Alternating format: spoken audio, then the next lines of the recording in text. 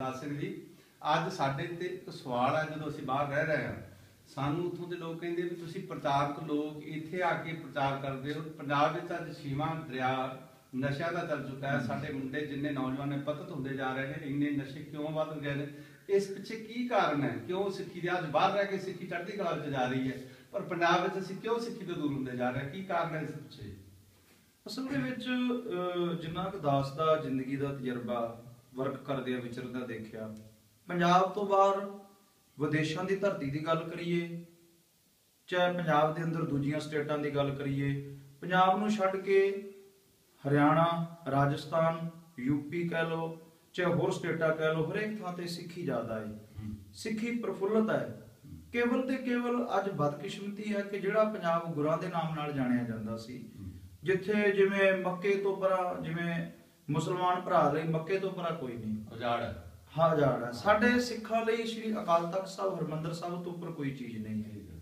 ਜਿੱਥੇ ਸਾਡੇ ਧਰਮ ਦਾ, ਜਿਵੇਂ ਹਰੇਕ ਧਰਮ ਦਾ ਕੇਂਦਰ ਹੈ, ਈਸਾਈ ਧਰਮ ਦਾ ਕੇਂਦਰ ਯਰੂਸ਼ਲਮ, ਮੁਸਲਮਾਨਾਂ ਲਈ ਮੱਕਾ ਸ਼ਰੀਫ, ਬਹੁਤ ਧਰਮ ਲਈ ਜੋ ਉਹਨਾਂ ਦਾ ਕੇਂਦਰ ਗਿਆ ਹੈ, ਸਿੱਖ ਲਈ ਸ੍ਰੀ ਅਕਾਲ ਤਖਤ ਸਾਹਿਬ, ਸ੍ਰੀ ਦਰਬਾਰ ਸਾਹਿਬ ਹੈ।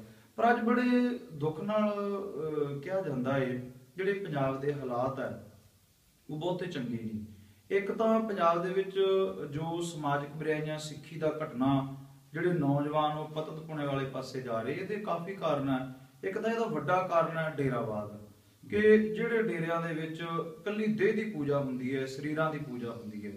ਅੱਜ ਕਿਸੇ ਰੋਡ ਤੇ ਚਲੇ ਜਾਓ, ਇੰਨੇ ਚਾਹ ਦੇ ਢਾਬੇ ਨਹੀਂ ਹੋਣੇ, ਇੰਨੇ ਬੱਸ ਸਟੈਂਡ ਨਹੀਂ ਹੋਣੇ ਜਿੰਨੇ ਪੰਜਾਬ ਦੀਆਂ ਸੜਕਾਂ ਤੇ ਜੀਟੀ ਰੋਡਾਂ ਤੇ ਭਗਵਾਨ ਸਟੈਂਡ ਖੁੱਲ ਗਿਆ।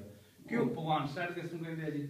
ਬਲਕਿ ਜੋ ਵੀ ਡੇਰੇ ਆ, ਜਿਵੇਂ ਜਿੰਨੇ ਤੁਸੀਂ ਦੇਖ ਲਓ ਪਖੰਡ ਦੀਆਂ ਦੁਕਾਨਾਂ ਹਰੇਕ ਰੋਡ ਤੇ, ਮੈਂ ਸੋਚਦਾ ਹੁੰਦਾ ਕਿ ਇਹ ਇੱਕ ਸਪੀਡ ਬ੍ਰੇਕਰ, ਇੱਕ ਬੈਰੀਅਰ ਕਿ ਸਿੱਖ ਤੇ ਗੁਰੂ ਗ੍ਰੰਥ ਸਾਹਿਬ ਤੱਕ ਨਾ ਪਹੁੰਚ ਜਾਵੇ। ਠੀਕ ਹੈ। ਜਿਹੜੀ ਵੱਡੀ ਪ੍ਰੋਬਲਮ ਹੋਈ ਪੰਜਾਬ ਦੇ ਵਿੱਚ, ਸਰਕਾਰਾਂ ਨੇ ਡੇਰਿਆਂ ਨੂੰ ਵੱਧ ਬੜਾਵਾ ਦਿੱਤਾ। ਉਹਨਾਂ ਨੇ ਸੋਚਿਆ ਕਿ ਸਾਡੀ ਇਹ ਵੋਟ ਬੈਂਕ ਆ ਡੇਰੇ, ਡੇਰਿਆਂ ਨੂੰ ਬੜਾਵਾ ਦਿੱਤਾ। ਸਾਡੇ ਭੋਲੇ ਭਾਲੇ ਸਿੱਖਾਂ ਨੂੰ, ਅਣਜਾਣ ਸਿੱਖਾਂ ਨੂੰ ਕੁਝ ਲਾਲਚ ਦਿੱਤੇ ਗਏ। ਇਹਦਾ ਕਾਰਨ ਹੈ ਜੋ ਪੰਜਾਬ ਦੇ ਵਿੱਚ ਜੋ ਹਾਲਾਤ ਹੈ। ਫਿਰ ਦੂਜਾ ਕਾਰਨ ਕੁਝ ਸਰਕਾਰਾਂ, ਸ਼੍ਰੋਮਣੀ ਸੰਸਥਾਵਾਂ ਵੀ ਜ਼ਿੰਮੇਵਾਰ ਹੈ। ਜਾਤ ਪਾਤ ਨੇ ਬੜਾ ਨੁਕਸਾਨ ਕੀਤਾ ਇੱਥੇ ਸਾਡੇ ਦੇਸ਼ ਦੇ ਅੰਦਰ, ਜਿੱਥੇ ਗੁਰਬਾਣੀ ਦੇ ਵਿੱਚ ਆਵਲ ਅੱਲਾ ਨੂਰ ਉਪਾਇਆ ਕੁਦਰਤ ਦੇ ਸਭ ਬੰਦੇ, ਏਕ ਨੂਰ ਤੇ ਸਭ ਜਗ ਉਪਜਿਆ ਕੌਣ ਭਲੇ ਕੋ ਮੰਦੇ। ਜਿੱਥੇ ਸਾਂਝੀਵਾਲਤਾ ਦੀ ਗੱਲ ਕਹੀ, ਸਾਡੀ ਸੰਗਤ ਇੱਕ, ਸਾਡੀ ਪੰਗਤ ਇੱਕ, ਸਾਡਾ ਗੁਰੂ ਇੱਕ, ਸਾਡਾ ਅੰਮ੍ਰਿਤ ਇੱਕ, ਤੇ ਗੁਰੂ ਕਾ ਖਾਲਸਾ ਮੰਨਦਾ ਵੀ ਇੱਕ ਨੂੰ ਹੈ। ਜਾਗਤ ਜੋਤ ਜਪੈ ਨੇ ਸੁਵਾਸਰ, ਏਕ ਬਿਨਾ ਮਨ ਨਾਇਕ ਨਇਆ ਨੇ ਪੂਜਾ ਅਕਾਲ ਕੀ, ਪਰਚਾ ਸ਼ਬਦ ਕਾ ਦੀਦਾਰ ਖਾਲਸੇ ਦਾ।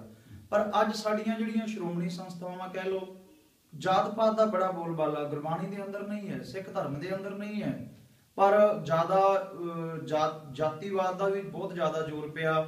ਤੇ ਜਿਹੜੇ ਸਾਡੇ ਪਛੜੇ ਵਰਗ, ਜਿਨ੍ਹਾਂ ਨੂੰ ਪਛੜੀਆਂ ਸ਼੍ਰੇਣੀਆਂ ਦੇ ਲੋਕ ਕਹਿੰਦੇ ਆ, ਜਿਨ੍ਹਾਂ ਨੂੰ ਮਹਾਰਾਜ ਗੁਰੂ ਗੋਬਿੰਦ ਸਿੰਘ ਨੇ ਛਾਤੀ ਨਾਲ ਲਾਇਆ ਸੀ, ਅਸੀਂ ਉਹਨਾਂ ਨੂੰ ਬਣਦਾ ਸਤਿਕਾਰ, ਬਣਦਾ ਮਾਣ ਦਿੱਤਾ, ਤੇ ਉਹ ਲੋਕ ਡੇਰਿਆਂ ਵਾਲੇ ਪਾਸੇ, ਹੋਰ ਸਿੱਖ ਧਰਮ ਨੂੰ ਛੱਡ ਕੇ ਹੋਰ ਪਾਸੇ ਚਲੇ ਗਏ। ਗੱਲ ਰਹੀ ਪਤਤ ਪੁਣੇ ਦੀ, ਤੁਸੀਂ ਗੱਲ ਕੀਤੀ ਆ ਕਿ ਪੰਜਾਬ ਵਿੱਚ ਪਤਤ ਪੁਣਾ ਬੜਾ। ਇਹਦੇ ਵਿੱਚ ਸਾਡੀਆਂ ਜਿਹੜੀਆਂ ਜ਼ਿੰਮੇਵਾਰ ਸੰਸਥਾਵਾਂ ਹੈ, ਸ਼੍ਰੋਮਣੀ ਸੰਸਥਾਵਾਂ ਹੈ, ਜੇ ਮੈਂ ਤੁਹਾਨੂੰ ਸੱਚੀ ਗੱਲ ਕਵਾਂ ਤੇ ਸ਼ਾਇਦ ਜਿੰਨੇ ਵੀ ਦੇਸ਼ਾਂ ਵਿਦੇਸ਼ਾਂ ਦੇ ਵਿੱਚ ਸੰਗਤ ਦੇ ਪ੍ਰੋਗਰਾਮ ਦੇਖ ਰਹੀ ਹੈ, ਬੜਾ ਸ਼ਾਇਦ ਕੁਝ ਕਈਆਂ ਨੂੰ ਚੰਗਾ ਨਹੀਂ ਲੱਗੇਗਾ ਮੈਂ ਇਹ ਗੱਲ ਕਹਿ ਦੇਵਾਂ, ਤੇ ਕੋਈ ਇਹਦੇ ਵਿੱਚ ਕੋਈ ਅਤਕਥਨੀ ਨਹੀਂ, ਕੋਈ ਝੂਠ ਨਹੀਂ। ਅੱਜ ਦੇ ਜਿਹੜੇ ਸਾਡੇ ਪ੍ਰਚਾਰਕ, ਜਿਹੜੇ ਸਾਡੇ ਬਾਬੇ, ਇਹ ਗੱਲ ਕਹਿ ਲਵਾਂ ਕਿ ਜਿਹਨੂੰ ਤੁਸੀਂ ਸੰਤ ਕਹਿੰਦੇ ਹੋ ਉਹਨੂੰ ਨੋਟ ਚਾਹੀਦੇ ਹੋ, ਵਿਚਾਰਾ ਪੈਸੇ ਕਮਾਉਂਦਾ ਫਿਰਦਾ ਹੈ। ਸਿੱਖੀ ਦੀ ਗੱਲ ਘੱਟ, ਗੁਰੂ ਦੀ ਗੱਲ ਘੱਟ, ਕੇਵਲ ਤੇ ਕੇਵਲ ਆਪਦੇ ਡੇਰਿਆਂ ਦੀ ਗੱਲ ਹੋ ਰਹੀ ਹੈ। ਸੰਤ ਨੂੰ ਨੋਟ ਦੀ ਲੋੜ ਹੈ, ਜਿਹਨੂੰ ਤੁਸੀਂ ਪੰਥ ਕਹਿੰਦੇ ਹੋ ਪੰਥ ਨੂੰ ਵੋਟ ਦੀ ਲੋੜ ਹੈ। ਜਿਹਨੂੰ ਆਸ ਹੈ, ਜਿੰਨਾ ਸੰਸਥਾਵਾਂ ਸਾਨੂੰ ਨੁਕਸਾਨ ਦੇਣ ਵਾਲੇ ਆ, ਕਾਫੀ ਨੁਕਸਾਨ ਹੋ ਰਿਹਾ ਇਹਨਾਂ ਦੇ ਕਾਰਨ।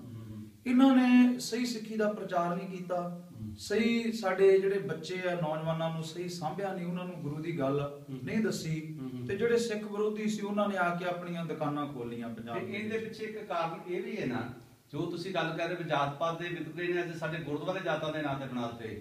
ਗੁਰਦੁਆਰੇ ਅਸੀਂ ਇੱਕ ਮਿੰਟ ਚ 4 ਬਣਾ ਲਏ, ਪਰ ਗ੍ਰੰਥੀ ਅਸੀਂ ਚੰਗੇ ਨਹੀਂ ਲਿਖੇ। ਇਹ ਵੀ ਮੇਰਾ ਖਿਆਲ ਇਹਦੇ ਵਿੱਚ ਬਹੁਤ ਵੱਡੀ ਗੱਲ ਹੈ, ਜਿਹੜਾ ਗ੍ਰੰਥੀ ਦੇ ਪ੍ਰਚਾਰ ਕਰਨਾ ਸੀ, ਗ੍ਰੰਥੀ ਦਾ ਆਪ ਵੀ ਗੁਰਮਤਿ ਤੋਂ ਵਾਕਫ ਨਹੀਂ, ਗ੍ਰੰਥੀ ਦਾ ਆਪ ਵੀ ਪੰਜ ਬਣੀਆਂ ਦਾ ਨਿਤਨੇ ਵੀ। ਇਹ ਵੀ ਕਾਰਨ ਹੈ ਕਿ ਜਿਹੜੇ ਇੰਨੇ ਗੁਰਦੁਆਰੇ ਬਣੇ, ਤੇ ਫਿਰ ਤੁਸੀਂ ਕੀ ਕਹੋਗੇ ਵੀ ਉੱਥੇ ਗੁਰਦੁਆਰਾ ਤਾਂ ਕਰੋੜ ਰੁਪਇਆ ਲਾ ਕੇ ਬਣਾਤਾ, ਗ੍ਰੰਥੀ ਉੱਥੇ ਉਹ ਰੱਖਿਆ ਜਿਹੜਾ 1000 ਰੁਪਇਆ ਦੇਵੇ, ਉਹਦੀ ਕਿਵੇਂ ਗੁਜ਼ਾਰਾ ਚੱਲੂਗਾ? ਉੱਥੇ ਸਾਨੂੰ ਗ੍ਰੰਥੀ ਵੀ, ਗੁਰੂ ਦੇ ਪ੍ਰਚਾਰਕ ਵੀ ਚੰਗੇ ਰੱਖਣੇ ਚਾਹੀਦੇ। ਕੀ ਕਹੋਗੇ? ਅਸਲ ਵਿੱਚ ਸਿੱਖ ਧਰਮ ਦੇ ਅੰਦਰ ਕੋਈ ਕਰਮ ਦੀ ਗੱਲ ਕਹੀ ਮਹਾਰਾਜ ਨੇ, ਜਿਹੋ ਜਿਹਾ ਬੰਦੇ ਦਾ ਕਰਮ ਆ ਤੇ ਉਹਦੀ ਜਾਤ ਹੈ। ਤੇ ਇਸ ਕਰਕੇ ਜਿਹੜੀ ਵੱਡੀ ਇਹ ਸਮੱਸਿਆ ਹੈ ਜਾਤਾਂ ਦੇ ਨਾਂ ਤੇ ਗੁਰਦੁਆਰੇ ਬਣਨੇ। ਇੱਥੇ ਤਾਂ ਮਹਾਰਾਜ ਨੇ ਵੇਖੋ 15 ਭਗਤਾਂ ਦੀ ਬਾਣੀ, 11 ਭੱਟਾਂ ਦੀ ਬਾਣੀ, 6 ਗੁਰੂ ਸਾਹਿਬਾਨਾਂ ਦੀ ਬਾਣੀ, ਇੱਥੇ ਤਾਂ ਮਾਨਸ ਕੀ ਜਾਤ ਸਭ ਇੱਕ ਹੀ ਪਹਿਚਾਨ ਬੋ ਦੀ ਗੱਲ ਕਹੀ ਆ। ਜਾਤਾਂ ਦੇ ਨਾਂ ਤੇ ਗੁਰਦੁਆਰੇ ਬਣਨੇ ਇਹ ਇੱਕ ਸਾਡੀ ਬਹੁਤ ਵੱਡੀ ਵੈਸੇ ਵੀ ਪੱਤੀਆਂ ਦੇ ਗੁਰਦੁਆਰੇ ਸਾਡੀ ਪੱਤੀ ਦਾ ਗਿੱਲ ਪੱਤੀ ਦਾ ਜਾਂ ਫਲਾਣੀ ਪੱਤੀ ਦਾ ਨੁਕਸਾਨ ਨਹੀਂ ਇਹਦੇ ਵਿੱਚ ਸਾਡਾ। ਅਸਲ ਦੇ ਵਿੱਚ ਜਿਹੜਾ ਸੱਚ ਹੈ, ਜਿਹੜਾ ਸਿੱਖ ਹੈ ਉਹਦੀ ਜਾਤ ਨਹੀਂ, ਜਿਹਦੀ ਜਾਤ ਹੈ ਉਹ ਸਿੱਖ ਨਹੀਂ ਹੋ ਸਕਦਾ।